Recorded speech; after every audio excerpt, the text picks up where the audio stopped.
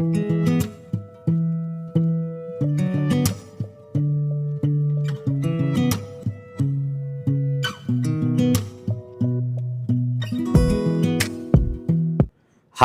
నమస్తే. Welcome to Naresh maths classes.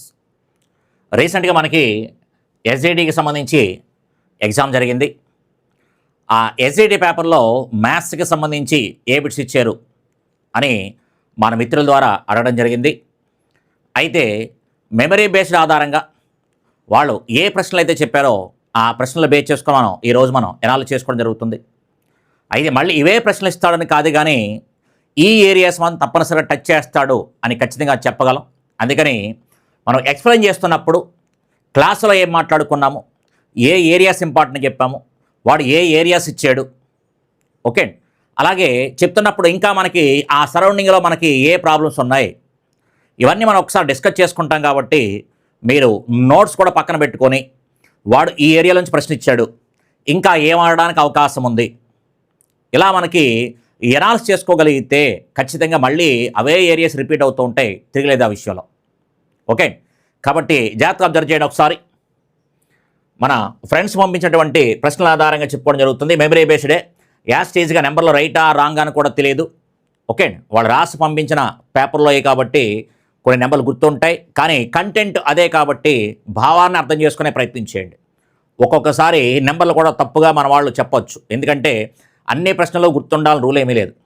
అంటే క్లియర్గా వాళ్ళకి ఫోన్ చేసి ఈ చాప్టర్లోంచి ఏమి ఇచ్చారు, ఈ చాప్టర్లోంచి ఏమి ఇచ్చారు అని మనం అడుగుతూ ఉంటాం, కాబట్టి అలా రీకాల్ అవుతూ ఉంటాయి, ఓకే. కాబట్టి జాగ్రత్తగా మనిషిని ఒకసారి ఒక తొట్టెను నింపడానికి 6 పైపులకు 1 గంట 20 నిమిషాల సమయం పడితే 5 పైపులకు ఆ తొట్టెను నింపడానికి ఎంత సమయం పడుతుంది అంటే మొదటిసారిగా మొదటి వాక్యంలో ఏ తొట్టె అయితే పదం వాడాడో, ఏ ట్యాంకు గురించి అయితే మాట్లాడాడో రెండో వాక్యంలో కూడా మనకి అదే ట్యాంకు గురించి మాట్లాడాడు. అంటే క్లియర్గా పని సమానము. ఎప్పుడైతే మనం పని సమానము అన్నామో మొదటి వాక్యంలో ఉండే నెంబర్లు, రెండో వాక్యంలో ఉండే నెంబర్లు విలోమానుపాతానికి సంబంధించినటువంటి లెక్కలు అనమాట. ఖచ్చితంగా ఎగ్జామ్లో మనకి అనులోమానుపాతము, విలోమానుపాతానికి సంబంధించి ఒక లెక్క వస్తూ ఉంటుంది అనే క్లాసులో మాట్లాడుతున్నప్పుడు కూడా క్లియర్గా మాట్లాడడం జరిగింది. అనులోమానుపాతము, విలోమానుపాతం, అందులో ఎక్కువగా వాడు విలోమానుపాతమే టార్గెట్ చేస్తాడు. అయితే ఒక షిఫ్ట్ కాదు కదా, చాలా షిఫ్ట్లు ఉన్నాయి కాబట్టి ఖచ్చితంగా అనులోమానుపాతము, విలోమానుపాతము. ఈ 8th class text book open చేస్తే దాంట్లో మనకి 2 లైన్గా ఉంటాయి, ఖచ్చితంగా ఒక మార్క్ వస్తుంది. ఈ అనులోమానుపాతంలోను విలోమానుపాతంలోను ఎగ్జాంపుల్ లెక్కలతో సహా కలుపుకుంటే మ్యాక్సిమం మనకు ఒక 25 లెక్కలు వస్తాయి. అందుకని ఆ 25 లెక్కలు కనుక చూడగలిగితే తప్పనిసరిగా ఇది నెంబర్తో సహా టెక్స్ట్ బుక్లో లెక్క, నెంబర్తో సహా టెక్స్ట్ బుక్ లెక్కది. అందుకని ఈ అనులోమానుపాతానికి సంబంధించి విలోమానుపాతానికి సంబంధించి 8th క్లాసులో ఉంటుంది. మీరు ఒక్కసారి ఓపెన్ చేసి ఆ అనులోమానుపాతానికి సంబంధించి విలోమానుపాతానికి సంబంధించి మీరు నోట్స్ రాసుకుని ఉంటారు కాబట్టి ఆల్రెడీ చెప్పిన క్లాసును చూస్తూ ఆ ప్రాబ్లమ్స్ అన్నీ ఒక్కసారి రీకాల్ చేసే ప్రయత్నం చేయండి. అంటే ఒక్క ప్రాబ్లమే కాదు, అంటే మళ్ళీ దాంట్లో నుంచి ప్రాబ్లం వస్తే పోకూడదు, ఓకే. కాబట్టి ఈ అనులోమానుపాతానికి సంబంధించి విలోమానుపాతానికి సంబంధించి ఇది కంపారిజన్కి సంబంధించింది అని చెప్పాను. ఇది కంపారిజన్కి సంబంధించింది. విలోమానుపాతము అనగానే ఇక్కడ పని సమానము అని వచ్చినప్పుడు మొదటి వాక్యంలో ఉండే నెంబర్లు, రెండో వాక్యంలో ఉండే నెంబర్లు అని చెప్పాను. ఫార్ములాస్ కాకుండా ఈ రకంగా మాట్లాడాం. అంటే మొదటి వాక్యంలో ఉండే నెంబర్లు అంటే ఇక్కడ మనకి 6 పైపులు ఏ పని అయితే చేస్తున్నాయో 5 పైపులు కూడా అదే పని చేస్తున్నాయి అని అర్థం. పని సమానము. 6 పైపులు ఏ పని అయితే చేస్తున్నాయో 5 పైపులు అదే పని చేస్తున్నాయి, పని సమానము. అయితే ఇక్కడ పని సమానము అంటే ట్యాంక్ నింపడం అనేది పని అనుకుంటే ఆ ట్యాంక్ నింపడం ఇక్కడ ఆ ట్యాంక్ని నింపుతున్నాయి, ఇక్కడ కూడా ఆ ట్యాంక్ని నింపుతున్నాయి. అందుకని 6 పైపులకి 1 గంట 20 నిమిషాలు అంటే కనుక క్లియర్గా నిమిషాల్లోకి మార్చేయండి, 80 నిమిషాలు. 6 పైపులకు 80 నిమిషాల సమయం పడితే అదే 5 పైపులకి ఎన్ని నిమిషాల సమయం పడుతుంది, ఇది ప్రశ్న. ఇప్పుడు క్లియర్గా మనకి 5 అనేది 80లో 16 సార్లు పోతుంది. 5 16లు 80, కాబట్టి 6 16లు ఎంత అంటే 96 నిమిషాలు అవుతుంది. కాబట్టి సమాధానం ఎంత అంటే 96 నిమిషాలు అంటే 1 గంట అంటే 60 నిమిషాలు, 36 నిమిషాలు అవుతుంది. కాబట్టి సమాధానం ఎంత అంటే 1 గంట 36 నిమిషాలు అని చెప్పొచ్చు అనమాట. ఇక్కడ పాయింట్ ఏంటంటే దీనికి సమాధానం ఆల్రెడీ ఎగ్జామ్ అయిపోయింది. ఇక్కడ నువ్వు ఈ సమాధానం తెలుసుకోవడం కంటే ఇక్కడ ఈ పదం ఏదైతే ఉందో ఓకే ఈ పదం మీద లెక్కలు ఇస్తున్నాడు అనే పాయింట్ పట్టుకోవాలి. ఎందుకంటే ఈ లెక్కకి సమాధానం తెలుసుకొని కూడా నువ్వు చేసేది ఏమీ ఉండదు. కాబట్టి వాడు ఏ కాన్సెప్ట్లోంచి ప్రశ్న అడిగాడు ఆ కాన్సెప్ట్ వెళ్ళి చూసుకోండి అని చెప్పడం. ఓకే అండి, ఆ కాన్సెప్ట్ చూసిన తర్వాత నీ షిఫ్ట్లో కూడా ఈ కాన్సెప్ట్ లెక్క వస్తే పోవడానికి వీల్లేదు. ఇన్ కేస్ ఇంకా ఈ విలోమానుపాతం అడిగాం, అనులోమానుపాతం కూడా అక్కడ ఉంది మనకి. అందుకని కంటిన్యూస్గా మనకి ఇందులోంచి మనం రావడానికి అవకాశం ఉంటుంది. ఇందులోంచి రెండో దాంట్లోంచి కూడా ప్రశ్న వచ్చిందనుకోండి, నిష్పత్తి అనుపాతం అక్కడే ఉంటుంది, బారువడ్డీ చక్రవడ్డీ కూడా అక్కడే ఉంటాయి. అంటే అన్ని చాప్టర్లు చేసుకుంటాం. అంటే ఎగ్జామ్లో ఇలా ఇచ్చాడు అని తెలియగానే ఇంతవరకు నువ్వు ప్రిపేర్ అయ్యి ఉన్నావు కాబట్టి ఓకే నేను చదువుకున్నదే వస్తుంది అన్న ఒక ధైర్యం వస్తుంది అన్న ఉద్దేశంతో మనకి క్లాస్ చేసుకోవడం. ఎట్ ది సేమ్ టైం ప్రశ్నలో నేను ఏ విధంగా అయితే చదువుకున్నానో ఆ రకంగానే వస్తున్నాయి కాబట్టి ఖచ్చితంగా నేను చేయగలుగుతాను అనే చిన్న ఒక కాన్ఫిడెంట్ ధోరణి వస్తుంది. లేకపోతే ఏమవుతుందంటే నేను చదివిందల్లా వస్తుందా రాదా అనే చిన్న భయంతో ఉంటాం. అందుకని మ్యాథ్స్కి సంబంధించి నేను ఎనాలిసిస్ చేసుకుంటున్నాను కాబట్టి మీ ఫ్రెండ్స్ ఎవరైనా రాసుకుంటే కనుక మిగతా ప్రశ్నలు కూడా మిగతా చాప్టర్లకి సంబంధించి చాప్టర్ పేరు చెప్పాలండి. ఏమి ఇచ్చారని అడగకూడదు, ఎప్పుడు కూడా ఏమి ఇచ్చారని అడగకూడదు. తెలుగు అని తీసుకున్నాం అనుకోండి, అలంకారాల్లో బిట్ ఏమి ఇచ్చాడు అని అడగాలి. అప్పుడు అలంకారం ఎప్పుడైతే ఫోకస్డ్గా మాట్లాడామో ఆ వ్యక్తి కూడా పలానా అలంకారం ఇచ్చాడు అని చెప్తూ ఉంటాడు. ఫోకస్డ్గా ప్రశ్న అడుగుతూ ఉండాలి. చూడొకసారి ఇది కూడా మనకి నాన్ రిపీటెడ్కి సంబంధించిన ప్రశ్న. 4, 7, 6, 1లతో ఏర్పడే 4 అంకెల అతిపెద్ద సంఖ్యకు అతి చిన్న సంఖ్యకు గల భేదం ఎంత? నెంబర్ సిస్టానికి సంబంధించింది బేసిక్ లెక్క. నాన్ రిపీటెడ్ అంటే ఏ నెంబర్ని రిపీట్ చేయకూడదు అని చెప్పాడు. కాబట్టి పెద్ద సంఖ్య అనగానే పెద్ద నెంబర్ని స్టార్ట్ చేసుకోవాలి, చిన్న సంఖ్య అనగానే చిన్న నెంబర్తో స్టార్ట్ చేసుకోవాలి. పెద్ద సంఖ్య అనగానే పెద్ద నెంబర్తో స్టార్ట్ చేస్తే 7, 6, 4, 1. చిన్న సంఖ్య అనగానే చిన్న నెంబర్తో స్టార్ట్ చేయాలి. 1, 4, 6, 7 తీసేయండి. తీసేస్తే కనుక ఇది 4 అవుతుంది. 11లోంచి 7 తీసేస్తే 4, 13లోంచి 6 తీసేస్తే 7, ఇది 1, 6, 6, 1, 7, 4. అతి పెద్ద సంఖ్యకు అతి చిన్న సంఖ్యకు గల భేదం ఎంత అడిగాడు? 61, 74. ఏ ఉద్దేశంతో అడిగాడు ఈ ప్రశ్న? ఈ నెంబర్లు ఇవ్వడానికి రీజన్ ఏంటి అన్నాం అనుకోండి, ఇది కాప్రేకర్ నెంబర్కి సంబంధించింది. 61, 74 అనేది కాప్రేకర్ నెంబర్కి సంబంధించింది. కాప్రేకర్ నెంబర్కి సంబంధించింది. అందుకని 4 అంకెల అతిపెద్ద సంఖ్యకి అతి చిన్న సంఖ్యకి భేదం ఎంత అంటే 61, 74 కింద ఆప్షన్లో కనిపిస్తుంది. టికెట్కొచ్చు కాదంటలేదు.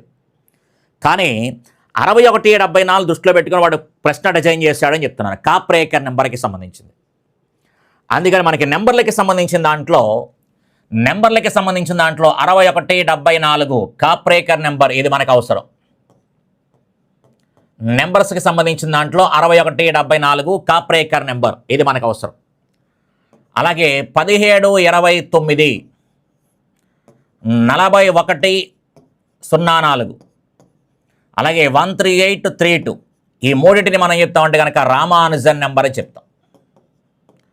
Ramanujan number, Hardy Ramanujan numbers అని చెప్తాం. 17, 29, 41, 04, 138, 32ని హార్డీ రామానుజన్ నెంబర్లు అంటారు. గణాలు ఘనమూలాలు అనే టాపిక్ దగ్గర మనకి 3 నెంబర్లు కనిపిస్తాయి. అందుకని మనకి చాలా అవసరం. మీరు ఈ ఒక్క నెంబరే చూసుంటారు, ఈ 2 నెంబర్లు కూడా మనకు అవసరం.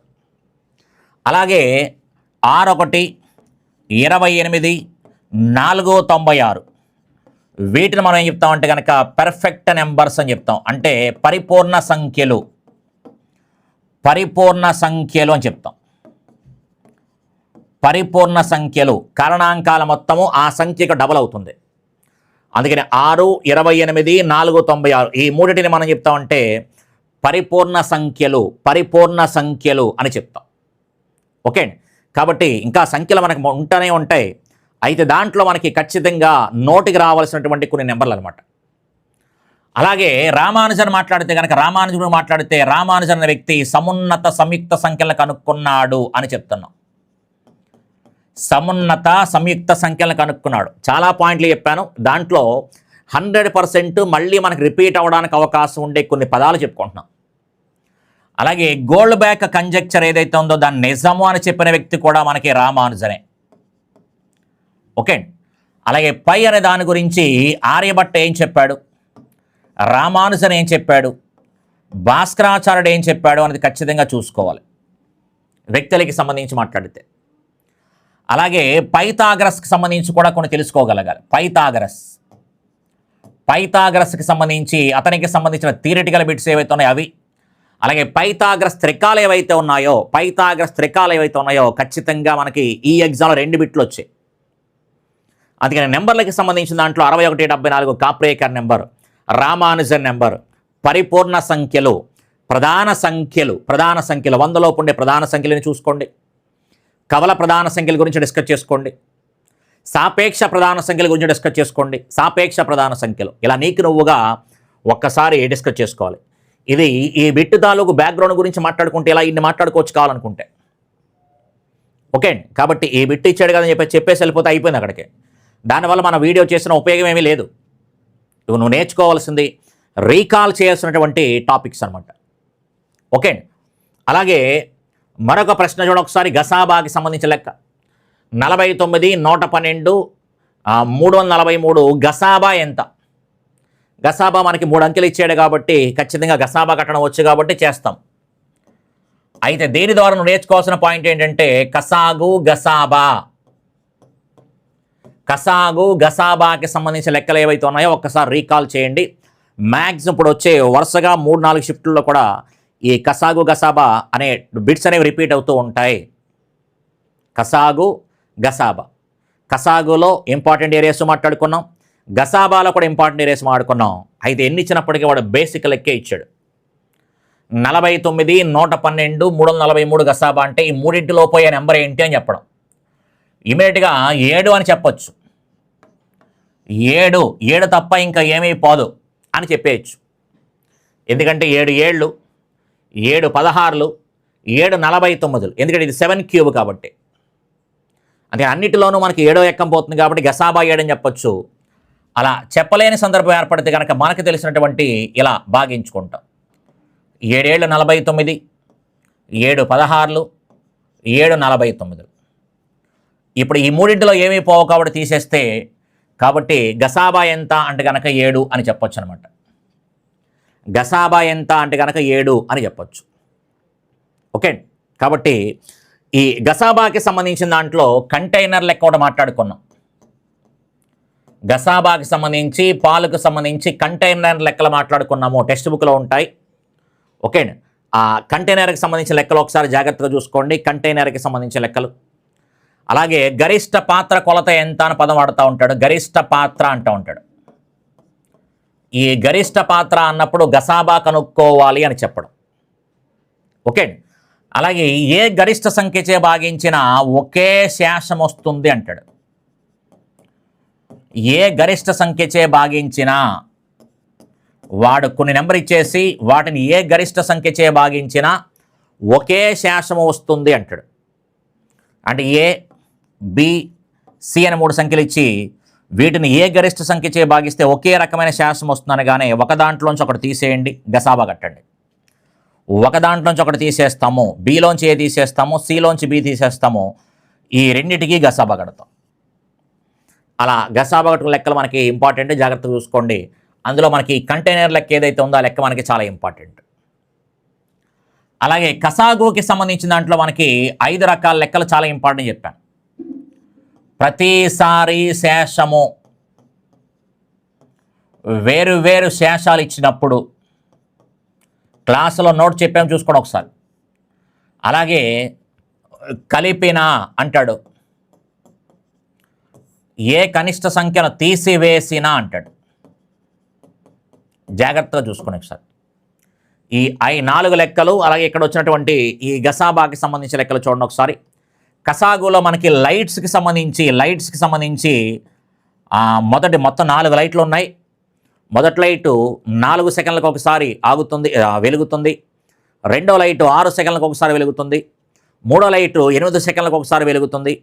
అలాగే 4వ లైటు 10 సెకండ్లకు ఒకసారి వెలుగుతుంది. అవన్నీ కలిసి ఒకేసారి ఎప్పుడు వెలుగుతాయి అంటాడు. అలా లైట్స్కి సంబంధించిన లెక్క ఉంటుంది, ఆ లెక్క కూడా జాగ్రత్తగా చూసుకోండి.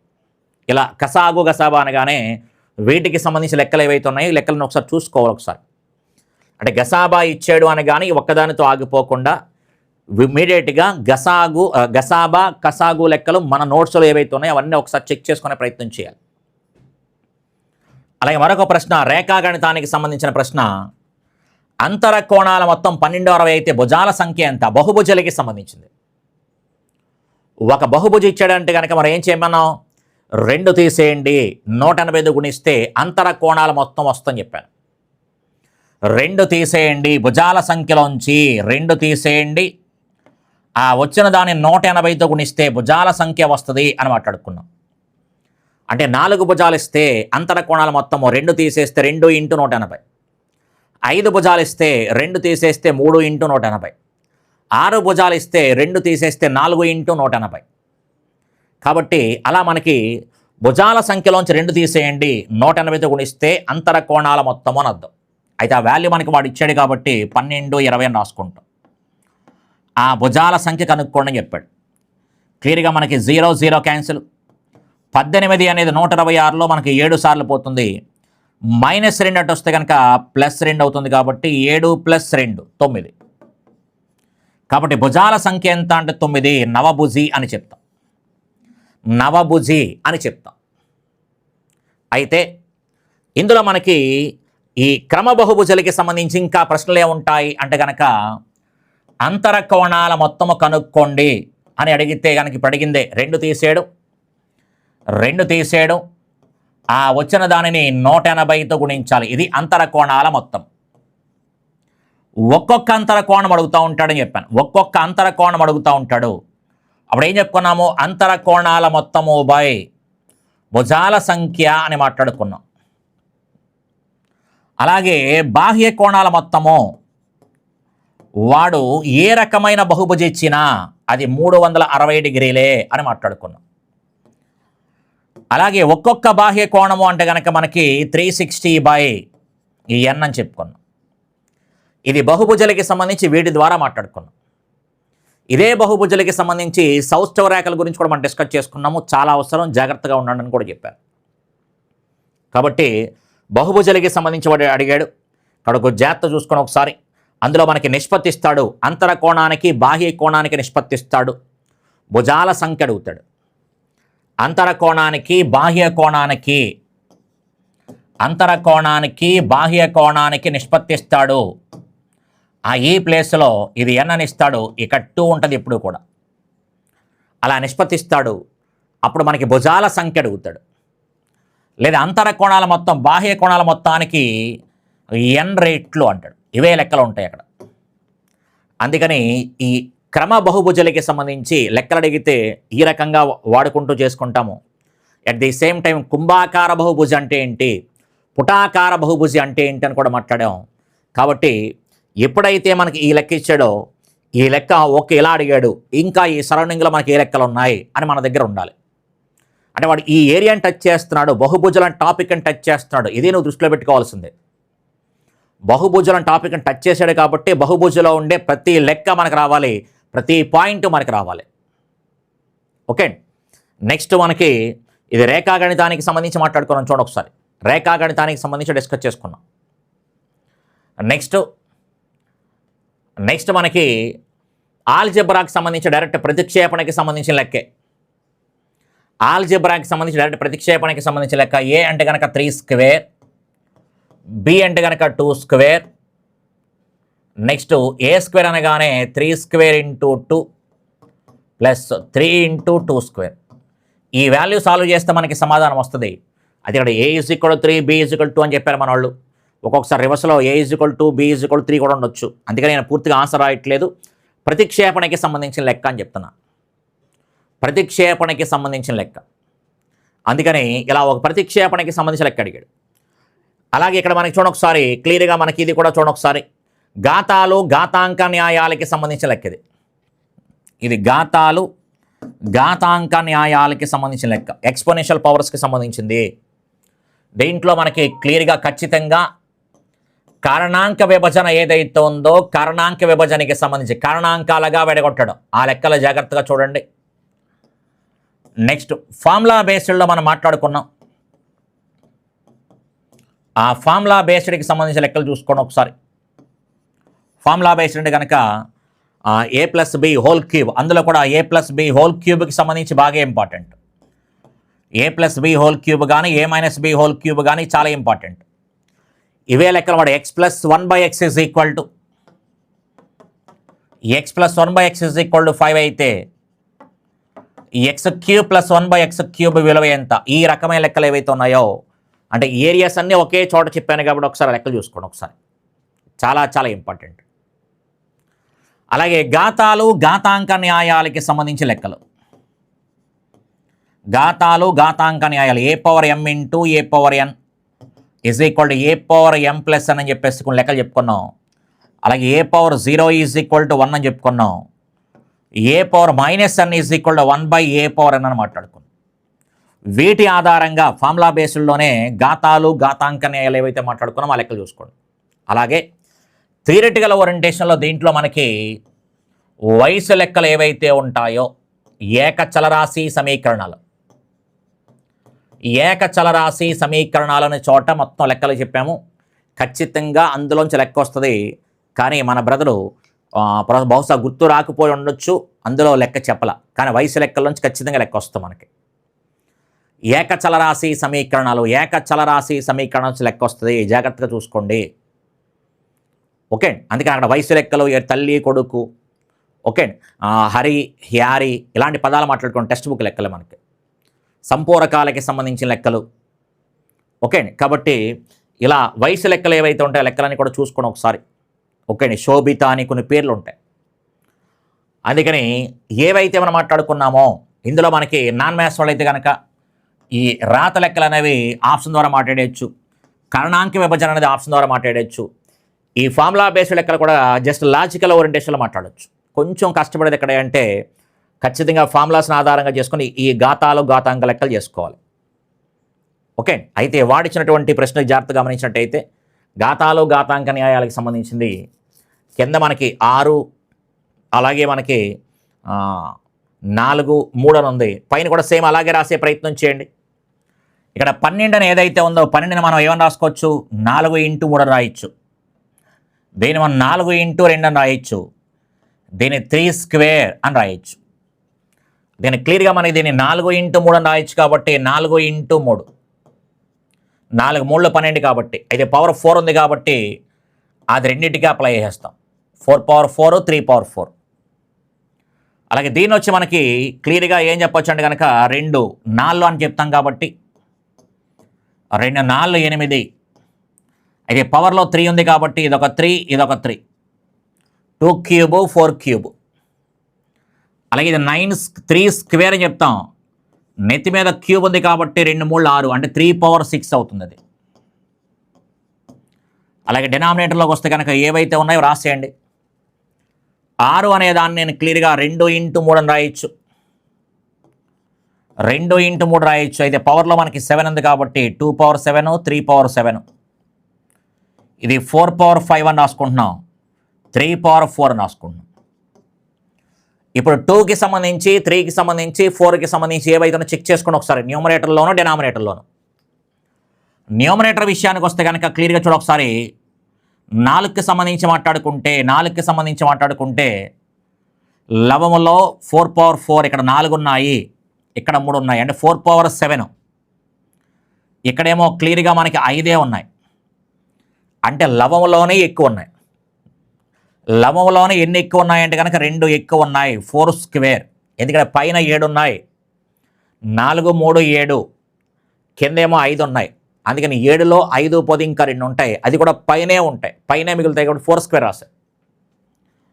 నెక్స్ట్ 3 అనే దానికి సంబంధించి ఒకసారి 3 అనే దానికి సంబంధించి మాట్లాడితే 3/4, 3/6. అంటే లవములో 3 అనేది మనకి ఇక్కడ 4 సార్లు రిపీట్ అవుతుంది, ఇక్కడ 6 సార్లు రిపీట్ అవుతుంది, అంటే 10 సార్లు రిపీట్ అవుతుంది. లవములో 10 సార్లు రిపీట్ అవుతుంది. అదే డినామినేటర్కి వస్తే కనుక ఇక్కడ 7, ఇక్కడ 4, అంటే డినామినేటర్లో హారంలో 11 సార్లు రిపీట్ అవుతుంది. అంటే 3 అనేది డినామినేటర్లోనే ఎక్కువ సార్లు రిపీట్ అవుతుంది. ఒకసారి పైన 10 ఉన్నాయి, కింద 11 ఉన్నాయి. పైన 10, కింద 11, కింద ఎక్కువ ఉన్నాయి కాబట్టి ఒకటి ఎక్కువ ఉంది, అక్కడ రాస్తాను. నెక్స్ట్ ఇంకా ఏం మిగిలిపోయాయి అంటే కనుక క్లియర్గా మనకి 2కి సంబంధించింది. ఇది 2 క్యూబ్, పైన 3 ఉన్నాయి, కింద వచ్చేసరికి మనకి క్లియర్గా 7 ఉన్నాయి. ఇక్కడ కిందే ఎక్కువ ఉన్నాయి. ఎన్ని ఎక్కువ ఉన్నాయంటే కనుక 4 ఎక్కువ ఉన్నాయి కాబట్టి ఇది 2 పవర్ 4 అంతే, ఇంకంతకు మించేం లేదు. ప్రాబ్లం అయిపోయింది. 2 స్క్వేర్ అంటే 16, 2 పవర్ 4 అంటే 16. 4 స్క్వేర్ ఇది 2 స్క్వేర్ కాదు, 4 స్క్వేర్ అంటే 16, 2 పవర్ 4 అన్న 16. 16 క్యాన్సిల్ కాబట్టి సమాధానం ఎంత అంటే కనుక 1/3 అని చెప్పొచ్చు. సమాధానం ఎంత అంటే కనుక 1/3 అని చెప్పుకోవచ్చు అనమాట. ఓకే, అయితే ఇలా ఘాతాలు, ఘాతాంక న్యాయాలకి సంబంధించి కొంచెం ఫార్ములా ఓరియంటేషన్ లెక్కలు ఉంటాయి. అందుకని మీ క్లాస్ నోట్స్లో ఏదైతే మాట్లాడానో, మనం క్లాస్ నోట్స్ చెప్పుకున్నాం కాబట్టి క్లాస్ నోట్స్ ఏదైతే రాసుకున్నావో ఒక్కసారి దానికి సంబంధించింది మళ్ళీ ఇదే లెక్క రిపీట్ అవుతుంది కదా. ఈ రకమైన లెక్కలు చాలా లెక్కలు డిస్కస్ చేసుకున్నాం కాబట్టి ఆ లెక్కలన్నీ కూడా ఒకసారి ట్రైల్ అయ్యి, ఎప్పుడైతే ట్రైల్ వేస్తావో టెక్స్ట్ బుక్లో ఉండే యాస్టేజ్గా నెంబర్ వచ్చింది అనుకోండి, ఎగ్జామ్కి వెళ్ళే ముందు ఒక్కసారి నువ్వు చేసుకుంటున్నావు కాబట్టి ఏమవుద్ది, నెంబర్తో సహా గుర్తుంటుంది. అలాగే మరొక ప్రశ్న కూడా గమనించిన ఒకసారి. ఒక ఘనాకార తొట్టెలో 1 నిమిషానికి 30 లీటర్లు నీటిని నింపుతారు. దాని ఘన పరిమాణము 2160 ఘనపు మీటర్లు అని ఇచ్చేశాడు. అయితే తర్వాత క్వశ్చన్ ఏదో సరిగ్గా తెలియట్లేదు సార్ అని చెప్పేసి అన్నారు. అయితే బహుశా ఇక్కడ అడగడానికి కారణం ఏంటంటే కనుక టైం అడిగడానికి అవకాశం ఉంటుంది ఎక్కువగా. ఆ ట్యాంక్ నింపడానికి ఎంత కాలం పడుతుంది అనడానికి అవకాశం ఉంటుంది. ఇక్కడ మెయిన్ టార్గెట్ ఏంటంటే కనుక ఇక్కడ లీటర్స్ అనే పదం వాడుతూ ఇక్కడ ఘనపు మీటర్లు అని మాట్లాడాడు. అంటే మీటర్ క్యూబ్ అని మాట్లాడాడు. అందుకని అక్కడ మీటర్ క్యూబ్కి సంబంధించి ప్రమాణాలు ఏవైతే ఉన్నాయో ప్రమాణాలకి సంబంధించి నీ దగ్గర ఏమైనా మ్యాటర్ ఉందో తెలుసుకోవడం కోసం అన్నమాట. 1 మీటర్ క్యూబ్ అనగానే 1000 లీటర్లు. 1 మీటర్ క్యూబ్ అనగానే 1000 లీటర్లు. 1 మీటర్ క్యూబ్ అనగానే ఎంత అంటే కనుక క్లియర్గా మనకి 1000 లీటర్లు. అలాగే 1 సెంటీమీటర్ క్యూబ్ అనగానే మీనింగ్ ఏంటి అంటే కనుక లీటర్లో 1000వ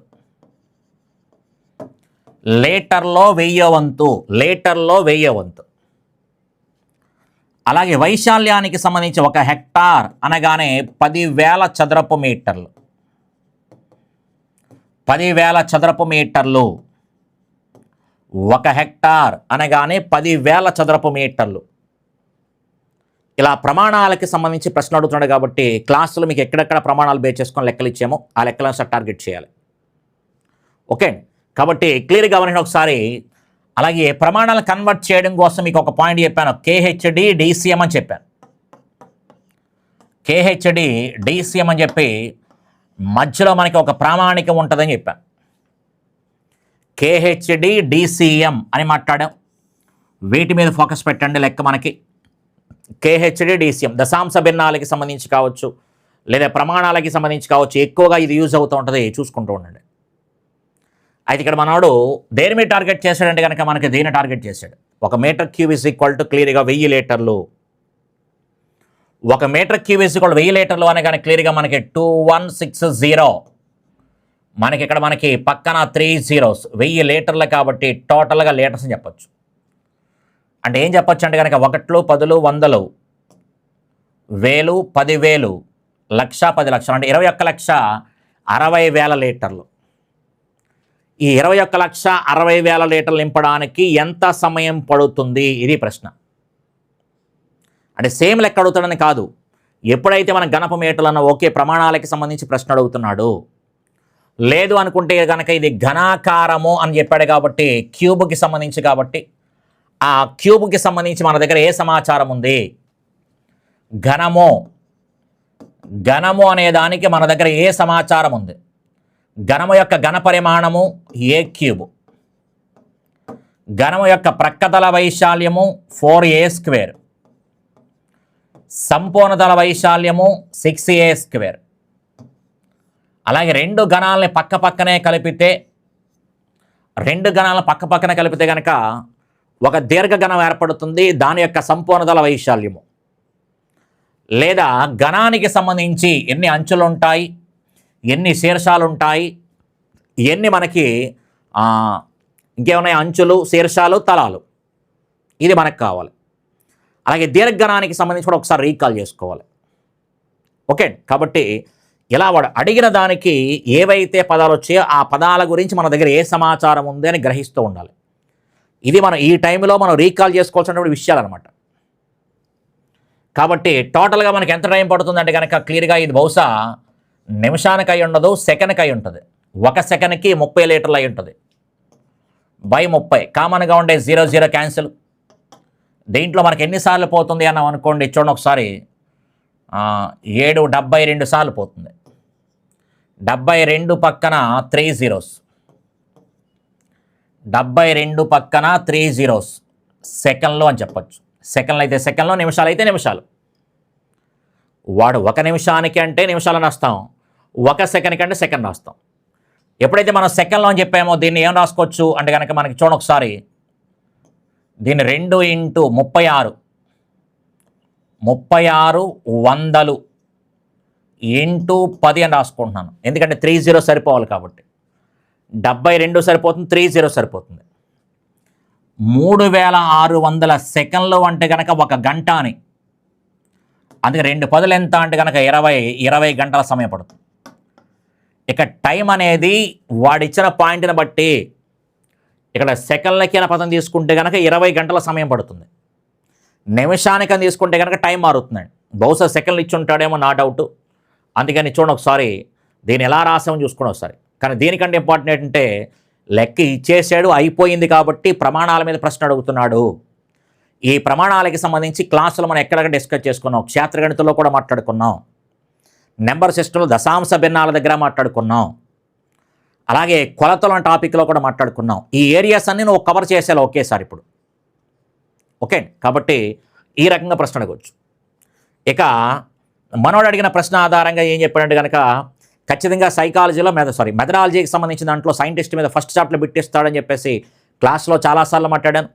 ప్రతి ఆఫ్లైన్ క్లాస్ మాట్లాడుతున్నప్పుడు కూడా ఫస్ట్ చాప్టర్లోంచి ఒక డెఫినేషన్ బిట్టిస్తాడు అని చెప్పి చాలాసార్లు మాట్లాడుకున్నాం. అదే స్టూడెంట్తో అడిగితే ఈ ప్రశ్న గుర్తు చేశాడు. ఎక్కడ లయ ఉంటుందో అక్కడ గణితం ఉంటుంది అని ఎవరు చెప్పారని అడిగాడు. మెథడాలజీకి సంబంధించిన ప్రశ్న ఫస్ట్ చాప్టర్లో ఎవరైతే మనకి సైంటిస్టులు ఉంటారో ఆ సైంటిస్టులకి సంబంధించిన డెఫినేషన్ ఏదైతే ఉంటుందో వర్డ్ పట్టుకోండి. వర్డ్కి సంబంధించి లయ అనే పదం టిక్కేసుకుంటాం. ఈ లయకి సంబంధించి పైథాగరస్ ఎవరైతే మన పదం ఉంటుందో ఆ పదంతో లింక్ వేసుకుంటాం.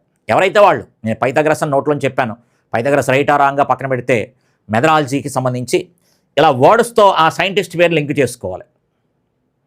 ఫస్ట్ చాప్టర్లో తప్పనిసరి ఒక డెఫినేషన్ అడుగుతాడు, జాగ్రత్తగా చూసుకోండి అని క్లాసులో ఏదైతే మనం రెగ్యులర్గా మాట్లాడుతామో ప్రశ్నలు కూడా అవే వేస్తే వాళ్ళు చెప్పినటువంటి సమాధానాల ఆధారంగా ప్రశ్నలు రాసుకున్నాం. నెక్స్ట్ చూడండి ఒకసారి, గ్రీకులు సంఖ్యలు ఏమని పిలుస్తారని ప్రశ్న అడిగాడు. గ్రీకులు సంఖ్యలను ఏమని పిలుస్తారు, ఇదొక ప్రశ్న అడిగారు మెథడాలజీలో. నెక్స్ట్ అవగాహనకి సంబంధించి స్పష్టీకరణకి సంబంధించి బిట్ అడిగారట. అంటే అవగాహనకి సంబంధించి స్పష్టీకరణలు ఏవైతే ఉంటాయో ఆ స్పష్టీకరణకి సంబంధించి క్రింది వాళ్ళని గుర్తించండి, బహుశా అడగవచ్చు. అందుకని ఒకసారి అదొకటి జాగ్రత్తగా చూసుకోండి. ఓకే అండి, ఇలా ఇదే స్పష్టీకరణ సంబంధించి ఇంకొక బిట్ కూడా ఎక్కడ అడిగారు. స్పష్టీకరణకు సంబంధించి దోషాలను సవరిస్తాడు, దేనికి సంబంధించిన స్పష్టీకరణ. దోషాలను సవరిస్తాడు, ఇది దేనికి సంబంధించిన స్పష్టీకరణ. అలాగే పాఠ్యాంశం బోధిస్తున్నప్పుడు చేసే మూల్యాంకనం ఏంటి. 3 రకాల మూల్యాంకనం ఉన్నాయి కదా, రూపణ మూల్యాంకనం అని, అలాగే సంగ్రహణ మూల్యాంకనం అని, ఇంకొక మూల్యాంకనం ఏదో ఉంటుంది చూడండి ఒకసారి. ఓకే, అలా మనకి పాఠ్యాంశాన్ని బోధిస్తున్నప్పుడు చేసే మూల్యాంకనం బేసిక్ లెక్క డైరెక్ట్ ప్రశ్నలు అవి. అలాగే ఆగమన పద్ధతిలో పరిమితికి సంబంధించినది ఏది అడిగాడు. అక్కడ ఆగమన పద్ధతి ఉంది, నిగమన పద్ధతిలో కూడా మనకి పరిమితులు, అలాగే దోషాలు, లాభాలు సంబంధించి ప్రయోజనాలు ఎన్ని ఉంటాయి, వాటికి సంబంధించి ఫస్ట్ పేరాలో ఇన్ఫర్మేషన్ ఉంటుంది. ఓకే, కాబట్టి ఈ పద్ధతులకి సంబంధించిన దాంట్లో ఏవైతే మనకు కనిపిస్తున్నాయో అవి, అందుకని కొంచెం మనం జాగ్రత్తగా చూసుకోగలిగి సరిపోతుంది. ఓకే, నెక్స్ట్ చూడండి ఒకసారి, కమ్మీ రేఖాచిత్రంలో పౌనపుణ్యం దేన్ని తెలియజేస్తాయి అంటే స్టాటిస్టిక్స్కి సంబంధించిన దాంట్లో ఒక థియరిటికల్ బిట్ వస్తూ ఉంటుందని చాలాసార్లు మాట్లాడుకున్నాం. ఈ స్టాటిస్టిక్స్ సంబంధించిన దాంట్లో కమ్మీ రేఖాచిత్రంలో కమ్మీ రేఖాచిత్రాలు ఏవైతే ఉంటాయో ఇందులో మనకి ఈ పౌనపుణ్యము అనేది దేన్ని తెలియచేస్తుంది? పౌనపుణ్యం అనేది దేన్ని తెలియచేస్తుంది కనుక మనకి క్లియర్గా కమ్మీ రేఖాచిత్రము లేదా దిమ్మచే రేఖాచిత్రం అని చెప్పేసి అన్నాం. అలాగే హిస్టోగ్రామ్కి సంబంధించి కమ్మీ రేఖాచిత్రానికి సంబంధించి చిన్న డిఫరెన్స్ ఉంటుంది చెప్పాను. హిస్టోగ్రాములో ఆసన్న దీర్ఘచతురస్రాలు ఉంటాయి, కమ్మీ రేఖాచిత్రంలో దీర్ఘచతురస్రాలు ఉంటాయి. ఇందులో మనకి పౌనపుణ్యం ఏదైతే ఉందో అది దీర్ఘచతురస్రం యొక్క పొడవును తెలియచేస్తుంది. ఇతర వై అక్షం మీద మన పౌనపుణ్యాలు తీసుకుంటాం. వై అక్షం మీద మన పౌనపుణ్యాలు తీసుకుంటాం కాబట్టి దీర్ఘచతురస్రం యొక్క పొడవు అనేది పౌనపుణ్యం తెలియచేస్తే, వెడల్పు అనేది తరగతి యొక్క అంతరాన్ని తెలియచేస్తుంది అని మాట్లాడుకున్నాం. ఓకే, పొడవు అనేది దీర్ఘచతురస్రం యొక్క పౌనపుణ్యాన్ని తెలియచేస్తారని మాట్లాడుకున్నాం. అలాగే హిస్టోగ్రామ్కి సంబంధించి ఏం తీసుకుంటారు మాట్లాడుకున్నాం. ఎక్స్ అక్షం మీద ఏం తీసుకుంటారు? హిస్టోగ్రామ్లో ఎక్స్ అక్షం మీద ఏం తీసుకుంటాం? ఆరోహణ సంచిత పౌనపుణ్య వక్రంలో ఎక్స్ అక్షం మీద ఏం తీసుకుంటాం? అవరోహణ సంచిత పౌనపుణ్య వక్రంలో ఎక్స్ అక్షం మీద ఏం తీసుకుంటాం? అలాగే మనకి పౌనపుణ్య బహుభుజలో ఎక్స్ అక్షం మీద ఏం తీసుకుంటాం?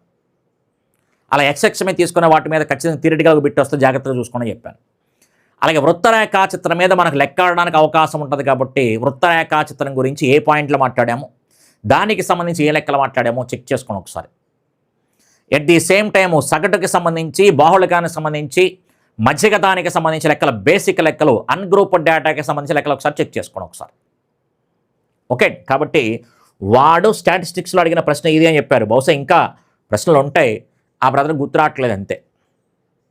ఓకే, కాబట్టి కొంచెం ఎలా అడిగారు, ఇప్పుడు నేను ఏవైతే రిపీట్ చేశానో అవి కూడా ఒకసారి చెక్ చేసుకునే ప్రయత్నం చేయండి. ఎందుకంటే స్టాటిస్టిక్స్లో మనకి తక్కువ అనుకున్నా సరే 2 బిట్లు వస్తాయి. అందులో ఖచ్చితంగా సగటు, మధ్యగతం, బాహుళకము ఖచ్చితంగా దాని మీద ఒక ప్రశ్న ఉంటుంది, థియరిటికల్గా ఒక బిట్టు. ఇన్ కేస్ థియరిటికల్గా మిస్ అయితే 2 బిట్లు అక్కడే వచ్చేస్తాయి. ఓకే, కాబట్టి కొంచెం జాగ్రత్త చూసుకోండి. అలాగే ప్రాబబిలిటీకి సంబంధించి కూడా లెక్క జాగ్రత్తగా చాలా ఇంపార్టెంట్ చూసుకోండి ఒకసారి. 10th క్లాస్లో మాత్రమే ఉంటుంది. నెక్స్ట్ త్రిభుజం పీక్యూఆర్లో పీక్యూ 25, క్యూఆర్ 24. ఎప్పుడైతే మనం 24, 25 చూసామో ఇవి పైథాగరస్ త్రికాలకి సంబంధించినవి అని చెప్పొచ్చు. పైథాగరస్ త్రికాలు 7, 24, 25 అని చెప్పాం. పైథాగరస్ త్రికాలు 7, 24, 25. ఇందులో పీక్యూ 25 అని చెప్పాడు. ఇది 25, ఇది ఆర్ అనుకుంటే కనుక అప్పుడు మనకి క్యూఆర్ 24, అది ఆటోమేటిక్ ఇప్పుడు ఇది 7 అవుతుంది. అయితే వాడు అడిగిన ప్రశ్న పిఆర్కి అంటే 7కి, క్యూఆర్కి డిఫరెన్స్ అడిగాడు. అయితే ఎగ్జామ్లో ప్రశ్న పిఆర్ మైనస్ ఆర్క్యూనే అడుగుంటే 7 మైనస్ 24 అని చెప్తాం. లేదా క్యూఆర్ మైనస్ పిఆర్ అడుగుంటే 24 మైనస్ 7 అని చెప్తాం. అయితే ఆ బ్రదర్ చెప్పిన ప్రకారంగా ఇది 7 మైనస్ 24 మైనస్ అని వస్తుంది. అయితే సాధారణంగా మనకి మైనస్ ఉండదు కాబట్టి ఇందులో మనకి రేఖాగణితంలో ఎంతో కొంత పొడవు ఉంటుంది కాబట్టి రివర్స్లో అడుగుంటారు. క్యూఆర్ మైనస్ పిఆర్ అడుగుంటాడు. క్యూఆర్ మైనస్ పిఆర్ అడుగుంటారు. అందుకని 24 మైనస్ 7, 24 మైనస్ 7 ఎంత అంటే కనుక క్లియర్గా మనకి 17 అని చెప్పచ్చు. 24 మైనస్ 7 ఎంత అంటే కనుక 17 అని చెప్పచ్చు. పైథాగరస్ త్రికాలు ఖచ్చితంగా పైథాగరస్ త్రికాలు నోటుకు వచ్చేయాలని చెప్పాను. పైథాగరస్ త్రికాలు నోటుకు వచ్చేయాలి. 3, 4, 5, 5, 12, 13, 7, 24, 25, 9, 40, 41. అలాగే 6, 8, 10. నెక్స్ట్ 8, 15, 17. పైథాగరస్ త్రికాలు ఎప్పుడు వీటిని ఆధారంగా చేసుకునే మాట్లాడతాడు. అలాగే 3 గణాలని కలిపినప్పుడు ఒక కొత్త గణం ఏర్పడుతుంది. ఆ గణానికి సంబంధించి అంచు అడుగుతాడు. అప్పుడు కూడా ఇది 3, 4, 5, 6 అనమాట. ఇది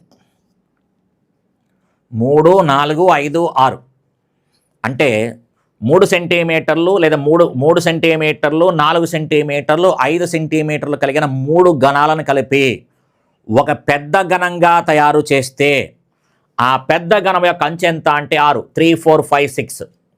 లేదు అనుకుంటే కనుక ఇది 6, 8, 10, 12 చెప్తాం. అందుకని ఈ రకంగా మనకి ఇది పైథాగరస్ త్రికాలు ఇవి. ఈ పైథాగరస్ త్రికాల మీద 100% బిట్టు అనేది రిపీట్ అవ్వకుండా ఉండదు. అందులో రాంబస్ దగ్గర కావచ్చు, రేఖాగణితానికి సంబంధించి కావచ్చు, క్షేత్రగణితానికి సంబంధించి కావచ్చు, ఎక్కడైనా కావచ్చు, ఇవి ఎప్పుడైతే మన నోటికి వస్తాయో కొన్ని లెక్కలు అనేవి ఫ్లోలో చెప్పేస్తూ ఉంటాం. ఓకే, కాబట్టి ఈ రకంగా మనకి పైథాగరస్ త్రికాల మీద కొంచెం కన్నేసి ఉంచండి సరిపోతుంది. ఓకే, కాబట్టి వీటి గురించి మాట్లాడాం. నెక్స్ట్ దీర్ఘచతురస్రం యొక్క పొడవు వెడల్పులు ఇచ్చాడు. పొడవు వెడల్పు ఇచ్చాడు. పొడవు వచ్చి మనకి 6, ఇది 2.5. అయితే దాని కర్ణము పొడవుల మొత్తం అడిగాడు. అంటే ఈ కర్ణము ఈ కర్ణం ఆల్రెడీ చెప్పాం గతంలో.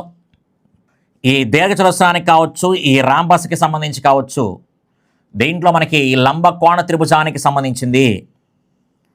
ఇదొక పైథాగరస్ త్రికాలకి సంబంధించింది. అయితే నువ్వు నేర్చుకున్న పైథాగరస్ త్రికాల్లో 2.5, 6 అని లేదే.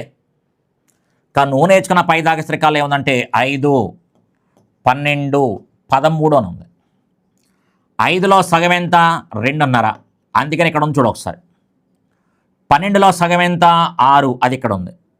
కాబట్టి 13లో సగం ఎంత అంటే 6.5 అని చెప్పొచ్చు. అంటే ఇది 6.5 అని చెప్పొచ్చు అనమాట. ఇది 6.5. ఇది దీర్ఘచతురస్రానికి సంబంధించి ఈ కర్ణము కూడా సమానం కాబట్టి ఇది కూడా 6.5.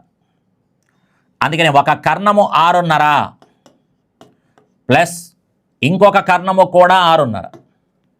అందుకని 6.5 కలిస్తే ఎంత అంటే కనుక క్లియర్గా 13 అని చెప్పొచ్చు.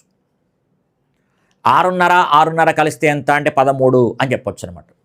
ఈ కర్ణము 6.5, ఈ కర్ణము కూడా 6.5 అవుతుంది. ఎందుకంటే దీర్ఘచతురస్రంలో కర్ణాలు సమానము కాబట్టి. ఇది కూడా మనకి పైథాగరస్ త్రికాలకి సంబంధించిన లెక్క.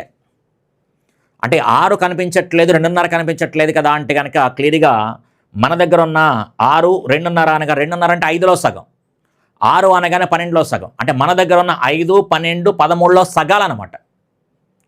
5, 12, 13లో సగం. ఇలాంటి లెక్కలు మనకి ఈ క్షేత్రగణితంలో చాలా లెక్కలు చేసుకున్నాం. చాలా లెక్కలు చేసుకున్నాం. స్తూపానికి సంబంధించి వచ్చేటప్పుడు కూడా చేసుకున్నాం. డైరెక్ట్గా నెంబర్ అవ్వకుండా 7లో సగం 3.5 ఇస్తాడు, 24లో సగం ఏమో 12 ఇస్తూ ఉంటాడు. ఆటోమేటిక్గా 25లో సగం ఎంత? 12.5. అలా చేసాం. సేమ్ అదే పట్టుకొచ్చి ఇక్కడ దీర్ఘచతురస్రం దగ్గర ఇచ్చాడు. ఇది కూడా మనకి పైథాగరస్ త్రికాలకి సంబంధించిన లెక్కే. అందుకని చూడండి ఒకసారి, ఖచ్చితంగా పైథాగరస్ త్రికాల మీద లెక్క అడుగుతున్నాడు. అలాగే దీంట్లో మనకి క్షేత్రగణితానికి సంబంధించిన దాంట్లో దీర్ఘచతురస్రం ఒకటి మోస్ట్ వాంటెడ్, ఎక్కువగా రిపీట్ అవుతూ ఉంటుంది. దీర్ఘచతురస్రానికి సంబంధించి ఎక్కువగా రిపీట్ అవుతూ ఉంటుంది, అది చూసుకోండి. అయితే ఈ అన్నిట్లో కలిపి క్షేత్రగణితంలో పర్సంటేజ్కి సంబంధించిన లెక్కలను, రేట్లు అనే చెప్పిన లెక్కలు చాలా ఇంపార్టెంట్, జాగ్రత్తగా చూసుకోండి. పర్సంటేజ్కి సంబంధించిన లెక్కలు అంటే దీర్ఘచతురస్రం యొక్క పొడవును 20% పెంచి వెడల్పుని 10% తగ్గిస్తే వైశాల్యంలో మార్పు శాతము. అలా పర్సంటేజ్ రిలేట్ అవుతున్న లెక్కలు. దీర్ఘచతురస్రం అని కాదు, ఏ ఆకారం పేరు చెప్పినా ఒకే రకంగా చెప్పాం. అలాగే రెట్లు అనే పదం చెప్పాం. ఒక ఘనము యొక్క అంచును రెట్టింపు చేసిన దాని ప్రక్కతల వైశాల్యంలో మార్పు ఎంత? ఒక ఘనము యొక్క అంచును 10% పెంచిన దాని ప్రక్కతల వైశాల్యంలో మార్పు ఎంత అని అడుగుతూ ఉంటాడు.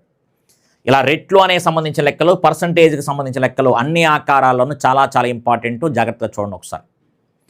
అలాగే కొంచెం ఫోకస్ పెట్టాల్సిన మిగతా లెక్కల దగ్గర పెద్దగా ఇబ్బంది పడవు, కానీ రాంబస్కి సంబంధించిన లెక్కలు ఒకసారి కొంచెం ఫోకస్ పెట్టండి. రాంబస్కి సంబంధించిన లెక్కలు ఓకే అండి, రాంబస్కి సంబంధించిన లెక్కలు కొంచెం ఫోకస్ పెట్టండి. అలాగే సౌష్ఠవానికి సంబంధించిన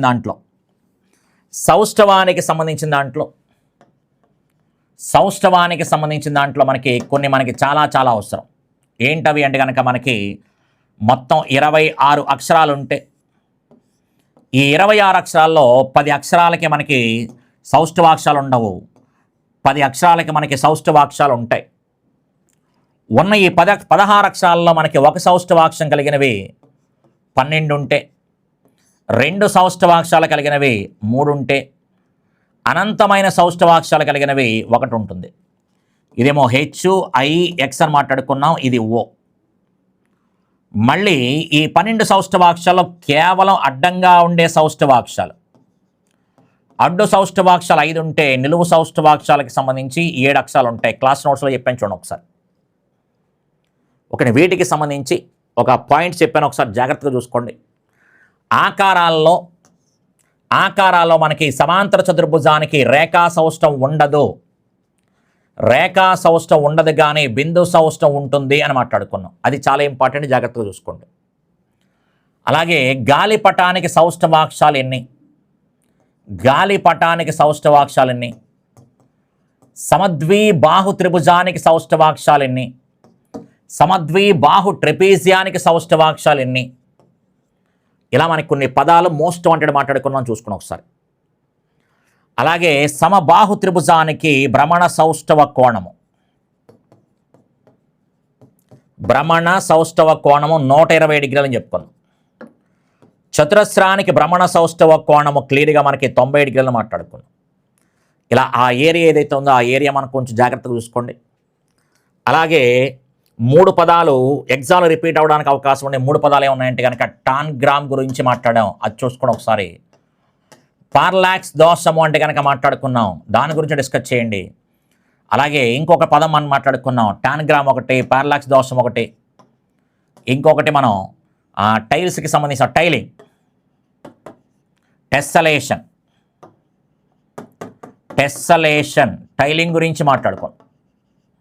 ఈ 3 పదాల గురించి మాట్లాడుకున్నాం. ఆ 3 పదాలు ఒకసారి రీకాల్ చేసుకునే ప్రయత్నం చేయండి. టాన్ గ్రామ్స్కి సంబంధించి, పార్లాక్స్ దోషానికి సంబంధించి, టెస్సలేషన్కి సంబంధించి ఒకసారి మాట్లాడుకున్నాం, అవి ఒకసారి చెక్ చేసుకోండి. అలాగే సౌష్ఠవానికి సంబంధించి ఒక్క 5 నిమిషాల టైం కేటాయిస్తే మనకి మార్కులు వస్తాయి. ఓకే, కాబట్టి ఈ రకంగా మనకి వాడిచ్చినటువంటి ప్రశ్నలు మనం చూసుకోవచ్చు. మెథడాలజీకి సంబంధించి కూడా ఏ రకంగా అడిగాడు చూసుకొని ఆ ఏరియాలు మళ్ళీ ఒకసారి రిపీట్ చేసి, వాడు ఆగమన పద్ధతి అడిగాడు కాబట్టి ఆగమన పద్ధతే కాకుండా నిగమన పద్ధతికి సంబంధించి, విశ్లేషణ పద్ధతికి సంబంధించి, సంశ్లేషణ పద్ధతికి సంబంధించి ఒకసారి ఈ 4 కూడా ఒక్కసారి ప్రయోగాత్మక పద్ధతి, అన్వేషణ పద్ధతి, ఈ పద్ధతిలో 6 పద్ధతులు ఏవైతే అన్నీ కూడా ఒకసారి రీకాల్ చేసుకునే ప్రయత్నం చేయండి. అంటే ఈ టైంలో రీకాల్ చేస్తే ప్రశ్న ఇచ్చాడు కదా, ప్రశ్న ఎప్పుడైతే ఇచ్చాడో దాన్ని చదివే విధానం మారిపోద్ది మన దగ్గర. ఓకే, కాబట్టి జాగ్రత్తగా నెక్స్ట్ ఎగ్జామ్కి ఏవైతే ఉన్నాయో అలాగే మిగతా మన ఫ్రెండ్స్ ఎవరు ఉంటే కనుక ఒకసారి అడిగి ఆ ఏరియాలు ఏ ఏరియాలు అయితే ఉన్నాయో మళ్ళీ ఏరియాలు రిపీట్ అవుతాయే. వన్స్ ఒక్క పేపర్లో రిపీట్ అని ఏరియా ఉందంటే మ్యాక్సిమం రిపీట్ అవుతుంటాయి. నువ్వు 2018 ప్రీవియస్ పేపర్లు చెప్పేటప్పుడు అదే పాయింట్ చెప్పాను.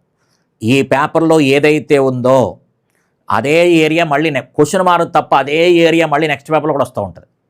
నువ్వు ప్రీవియస్ పేపర్ ఆధారంగా మాట్లాడినా, లాస్ట్ టైం అని జరిగిన టెట్ పేపర్ల ఆధారంగా మాట్లాడినా సరే. ఓకే, కాబట్టి మ్యాక్సిమం ఏరియా అనేది రిపీట్ అవుతూ ఉంటుంది. Okay, thank you.